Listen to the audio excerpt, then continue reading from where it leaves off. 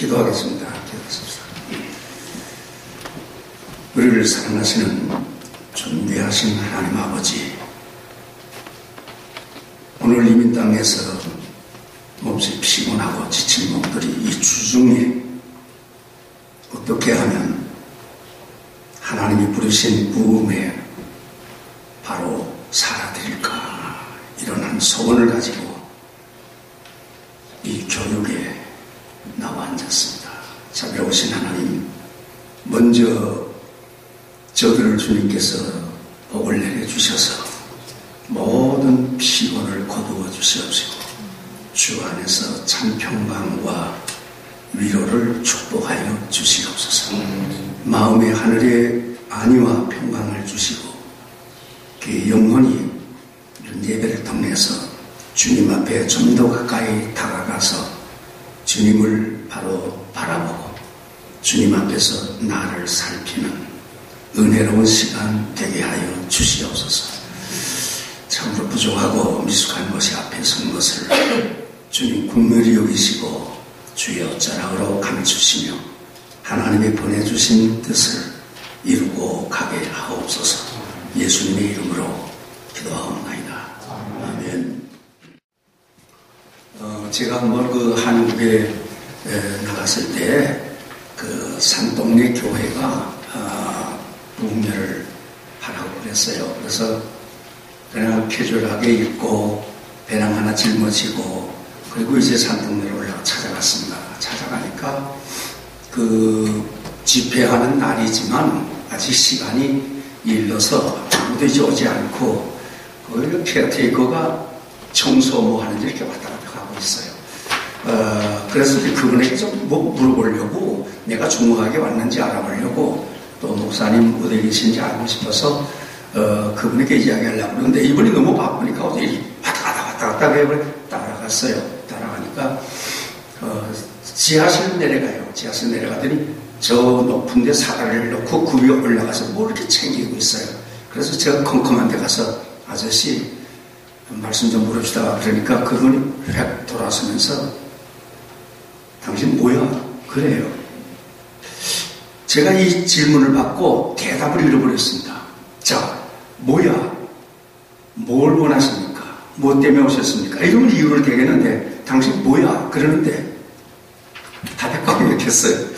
그래서 이 교회 부흥했습니까? 그러니까 그런데 그래요. 그래서 목사님 어디 계십니까?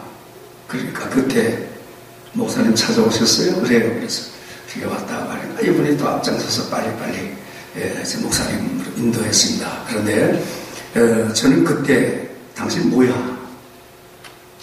이 질문이 저를 당황하게 만들었어요. 내 실존을 묻는 거 아닙니까? 당신 뭐야?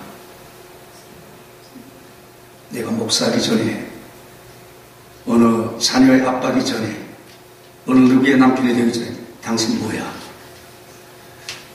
오늘 우리가 하나님의 부름받은 귀한 종으로 교육에 지금 임하려고 왔습니다. 그런데 제일 중요한 것은 나 자신이라고 생각합니다. 나 자신. 어느 분이 그래요. 세미나가 뭐냐? 한국에서 오신 목사님이 세미나를 설명해 주기를 세게 밀어붙이는 게 세미나예요. 세게 밀어붙이는 거. 그래서 오늘 저녁에 이 세미나에 말씀 같이 나누려고 합니다. 우리가 하나님의 일을 위해서 무엇을 어떻게 얼마나 하느냐 하는 문제에 앞서서 주님의 부름을 받고 일어선 내가 누구냐, 내가 어떤 사람이냐, 이런 문제를 한번 말씀을 통해서 우리 같이 나누려고 합니다. 흔히 그 환경과 소유에 따라서 자기를 평가할 때가 있습니다. 출신 학교가 어디야, 직장 어디야, 한 달 수입이 어디야, 얼마나 돼, 이렇게 말이에요. 어떤 차를 타고 다니는지, 어떤 집을 쓰고 있는지, 먹는 음식, 가지고 가지고 있는 재산 혹은 어떤 학위 이런 걸로 자기를 평가할 때가 있습니다. 그런가 하면 인간관계에서 자기를 평가하기도 합니다. 누구의 남편, 아내 혹은 누구의 아빠 혹은 선후배 관계 혹은 교회에서 직분, 집사, 권사, 장로, 목사 저를 아까 말씀할 때에 원로라고 했는데 참 원로라는 말을 나이 많은 분을 주로 원로라고 해야 되는데 이게 원로라는 말 듣기가 참 고혹해요. 원로, 목사 이런 교회적으로 말할 때 그런 것을 통해서 저 사람이 이런 분이다 이렇게 평가할 때가 있어요. 그러나 자기 소유나 인간관계를 떠나서 알몸뚱이로 단독자로 나는 누구인가 하는 자기 정체, 자기 실존을 정확하게 평가하고 파악하는 것은 대단히 중요한 사람이라고 생각합니다. 오래전에 아시시의 성자라고 하는 프랜시스가 참 기도 많이 하신 분인데 그 기도하는 것을 나타내질 않았습니다. 아무도 모릅니다. 그 문화생으로 있던 분이 그 비밀을 알고 싶었어요. 어떻게 우리 스승은 저렇게 한마디 한마디에 능력이 있을까? 지나가는 새를 향해서 새들아 너희들은 하나님의 영광을 찬양하거라. 그러면 팍 날라서 그 어깨에 앉아서 제제제제제 심지어는 싸나운 늑대를 향해서 늑대, 내 친구 늑대야 너는 하나님이 동네에 들어와서 닭새끼, 돼지새끼 잡아먹으라고 만든 게 아니지 않냐. 이 동네를 내가 지켜야지. 부친분이 돼야지. 이렇게 할 때 그 늑대가 그분의 생활 속에서 그런 일이 실제로 일어났거든. 늑대가 순순하게 그분을 따라와서 동네를 지켜줬다고 하는 그런 능력들. 이런 능력이 어디서 나는가 알고 싶어서 그 스승이 기도하는 것을 찾으려고 했습니다. 밤이 됐는데 어디에서 기도하는지 모르겠어요. 근데 어느 날 그 지하실, 깊은 그 지하실에 내려가 보니까 어디서 인기척이 났는데 가만 들으니까 그 지하실에서 혼자 깜깜한 밤에 기도를 하시더래요. 그래서 정신을 차리고 기도를 듣게 되었습니다. 그 기도는 이런 기도입니다. 나를 위하여 십자가에서 피를 흘려 죽으신 예수님, 당신은 누굽니까? 나를 의롭다 하기 위하여 부활하신 예수님, 당신은 누굽니까? 이렇게 두 마디를 질문하고는 그렇게 우는 거예요. 사람이 너무 고마워서 울다 또 이런 기도를 했습니다. 이런 사랑을 받은 나는 누굽니까? 이런 사랑을 받은 나는 도대체 누굽니까? 그리고 밤이 새도록 울었다는 것입니다. 제자를 통해서 이 기도문이 오늘날 우리에게까지 이렇게 전해하고 있습니다. 과연 나는 누굽니까? 이런 질문입니다. 우리 시인 김남조님의 글 가운데 이런 글이 있습니다. 먹어도 배부르지 않는 이 시장기, 배고픈 말이에요. 시장기. 마셔도 풀리지 않는 이 목마름. 만남 중에 살면서도 언제까지나 슬픈 이 황량함. 폭탄처럼 가슴 터지는 기쁨을 만나고 싶구나. 저는 이 글에 굉장히 동의합니다. 채워지지 않는 이 배고픔, 해결되지 않는 이 갈증, 그리고 언제까지나 썰렁한 공허, 몸부림치는 나는 누굽니까? 본혜프 목사님이 나는 누구인가 하는 시를 남겼습니다. 그 마지막 대목에 이런 고백이 있습니다. 나는 누구인가? 이 어리석은 질문이 나를 끝없이 희롱한 내가 누구이든 나를 아시는 이는 오직 당신뿐. 나는 당신의 것이래다. 오 하나님. 이렇게 끝맺혔어요. 우리 이정론 대부라고 하는 존 칼빈 선생이 27살에 기독교 강해를 썼습니다. 그 서문에 쓰기를 이렇게 말했습니다.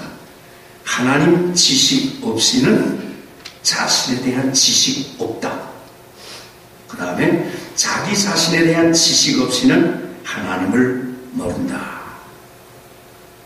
아주 깊은 통찰입니다. 그러면 이런 분들의 말을 이렇게 종합해 보면 무슨 뜻인가?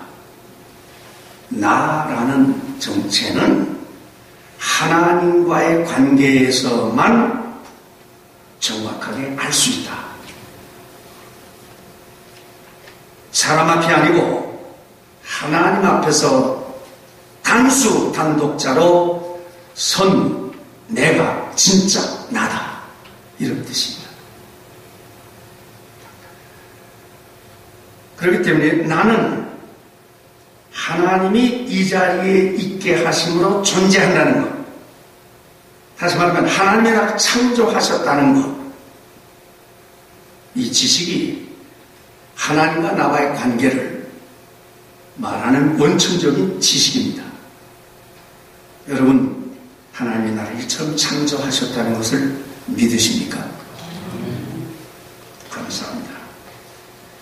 하나님의 창조는 목적이 있을 뿐만 아니라 완벽하고 최고예요.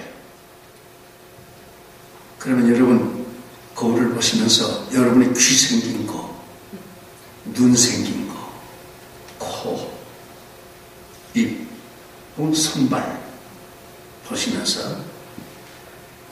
하나님 감사합니다. 이렇게 해보셨어요?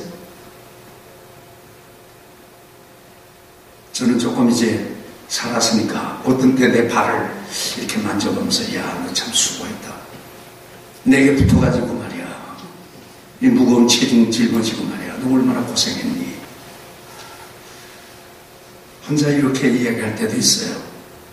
여러분도 어느 저녁에는 집에 가셔서 한번 좀 그렇게 해보세요. 지체가 굉장히 사랑스러워요. 그리고 어쩌면 이렇게 만들었냐. 세상에 나와 같은 사람 하나도 없지 않습니까? 유독히 나만이 가지고 있는 율성이 있지 않습니까?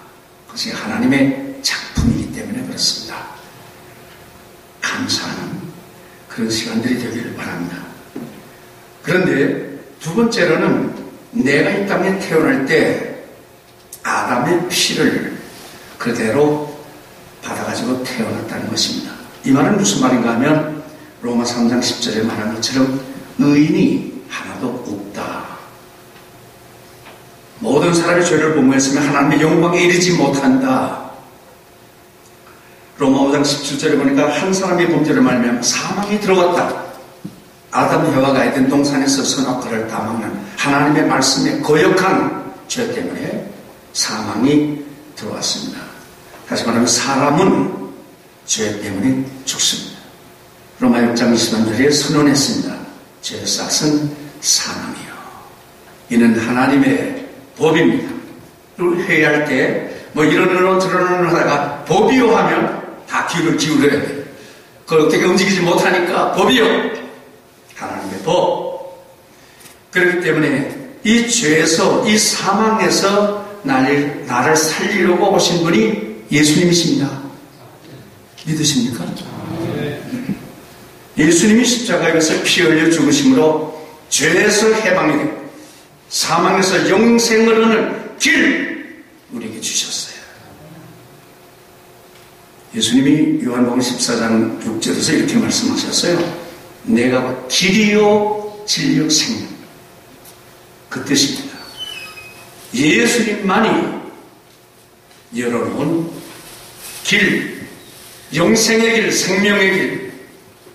그래서 여러분 잘 아는 것처럼 요한복음 3장 16절에 하나님의 세상을 이처럼 사랑하사 독생자를 주셨으니 이는 그를 믿는 자마다 멸망치 않고 영생을 얻게 하려 하심이라. 요한복음 5장 14절에 보면 내가 진실로 진실로 너희에게 이르노니 내 말을 듣고 또 나 보내신 이를 믿는 자는 영생을 얻었고 심판에 이르지 아니하나니 사망에서 생명으로 옮겼느니라. 할렐루야. 이 말씀 저는 그대로 믿습니다. 예수님의 십자가 공로를 믿음으로 이 복음, 이 굿뉴스, 이 복음을 믿음으로 받아들임으로 영생을 얻고 사망에서 생명으로 옮긴다고 하나님 말씀하셨습니다. 그런데 예수님이 지상에 오셔서 첫 번 설교를 한 것이 있습니다. 마가복음 1장 14절 15절 거기 보면 이렇게 말씀하셨어요. 때가 찼고 하나님 나라가 가까웠으니 회개하고 복음을 믿으라. 회개하고 복음을 믿으라. 다른 말로 말하면 회개하면 십자가의 복음, 영생의 복음을 믿어지는 믿음을 받는다고 합니다. 얼만큼 철저히 회개했느냐? 믿음을 얼만큼 정확하게 가집니다. 얼만큼 깊이 회개했느냐? 큰 믿음을 가질 것입니다. 누가복음 5장 32절에 보니까 예수님이 이렇게 말씀하셨어요. 내가 의인을 부르러 온 것이 아니라 죄인을 부르러 왔다. 그런데 죄인을 불러 회개시키러 왔다. 예수님이 오신 목적이 인류를 죄에서 사망에서 구원하는 것인데 그 구체적인 과정은 죄인을 회개시키러 왔다고 말씀하셨어요. 왜 그러냐 하면 회개해야 믿음을 받습니다. 믿음을 가져야 영생을 얻기 때문입니다. 누가복음 24장 마지막에 이런 말씀을 예수님이 남겼습니다. 또 그 이름으로 죄사함을 받게 하는 회개가 예루살렘에서 시작하여 모든 족속에게 전파될 것이니 너희는 이 모든 일의 증인이라. 복음, 예수님이 나를 위하여 십자가에 피 흘려 내 죄를 대신하셨다고 하는 십자가의 복음을 받아들이므로 믿음을 가지고 영생을 얻어진 사람들은 이제부터 이 복음의 증인이 되라고 하셨어요. 바로 저와 여러분에게. 사도행전 11장 18절에 보니까 사도들과 예루살렘 교회 이구동성으로 이런 말을 했습니다. 하나님께서 이방인에게도 생명을 얻는 회개를 주셨도다. 회개가 무엇입니까? 생명을 얻는 회개입니다. 생명을 얻는 회개. 고린도서 7장 10절에 보니까 바울 사도가 이런 말씀했습니다. 회개가 무엇인가? 구원에 이르게 하는 것이 회개다. 구원에 이르는 회개. 베드로 사도는 후서 3장 8절 9절에서 이렇게 말씀했습니다. 사랑하는 자들아, 주께는 하루가 천년 같고 하루가 천년 같은 이 한 가지를 잊지 말라. 오직 주께서 너희를 위하여 오래 참으사 아무도 멸망치 않고 다 회개하게 이르기를 원하시느니라. 바꿔 말하면 주님이 천년을 하루같이 하루를 천년같이 간절히 기다리는 거 있어요. 그건 무엇인가 하면 죄인이 회개하는 것을 그렇게 기다리신다. 계시록 3장 19절에 보니까 성령께서 라오디게아 교회에 말씀하셨어요. 라오디게아 교회는 아시아 7교회의 마지막 교회입니다. 성사학자들이 주로 말하기를 말세 교회의 모습이라고 그렇게 말합니다. 성령께서 이런 명령하십니다. 그러므로 내가 열심을 내라 회개하라. 계시록 2장 5절에 보니까 회개하지 아니하면 촛대를 옮기리라. 이 촛대는 교회를 말한다고 했습니다. 만일 회개하지 않으면 교회를 옮기리라. 교회가 구체적으로 무엇입니까? 사람이 회개하지 아니하면 사람을 옮긴대요.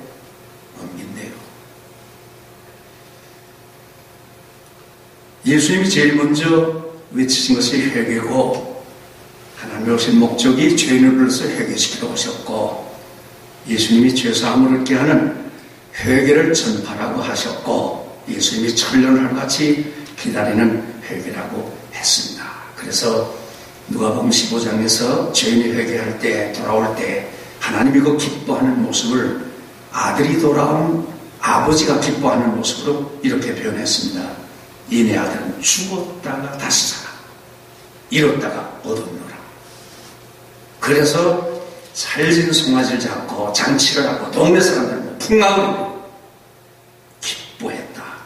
그렇게 표현했습니다. 이것이 하나님의 복입니다. 회개하여 죄 용서받고 믿음을 선물 받고 믿음으로 구원받고 영생하는 것 하나님의 제일 복입니다. 이 예수님의 복을 따라서 죄를 회개하고 죄 용서받고 믿음을 선물로 받아 구원을 얻고 이미 영생을 얻은 그 사람을 향해서 너 하나님의 사람아 이렇게 말씀하셨어요. 너 하나님의 사람아.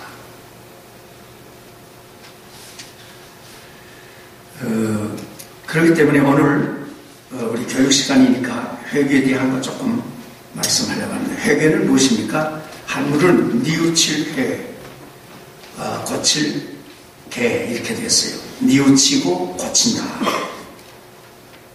그럼 무엇을 회개합니까? 죄를 회개합니다. 왜 죄를 회개합니까? 제가요, 대학교 다닐 때 한번 개척을 나갔습니다. 개간을 나갔습니다. 개척이라는 개간. 개척도 되지만, 교회 개척이 아니고 땅을 개간으로 나갔어요. 어디 나가는가 하면 저 한탄강변에 이제 나갔습니다. 거기에 나가니까 그 한탄강이 아주 참 운치 있게 흘러요. 거품이 이렇게 흘러서 쫙쫙 흘렀는데 양쪽에 그 땅이 이렇게 뚝 떨어져 한 50m 뚝 떨어진 거기서 강이 막 이렇게 흘러요. 그 주변에 이제 수풀이 많은데 그 수풀에 가니까 개구리가 그렇게 많아요. 봄에 갔는데 개구리가 많으면 반드시 있습니다. 뭐가 있냐? 개구리 잡아먹는 뱀이 있어. 뱀이 얼마나 많은지 몰라요. 그래 그 해에 뱀을 참 많이 잡았습니다. 스틱 하나 들고 다니면서 보이는 대로 그냥 적치고 잡고 그렇게 했어요. 근데 제가 뱀을 많이 잡았지만 땅뿐한 건 아니에요. 그냥 뱀을 잡은 거예요. 뱀을 잡다 보니까 뱀의 성격을 조금 알게 됐어요. 여러 종류의 뱀을 잡았으니까.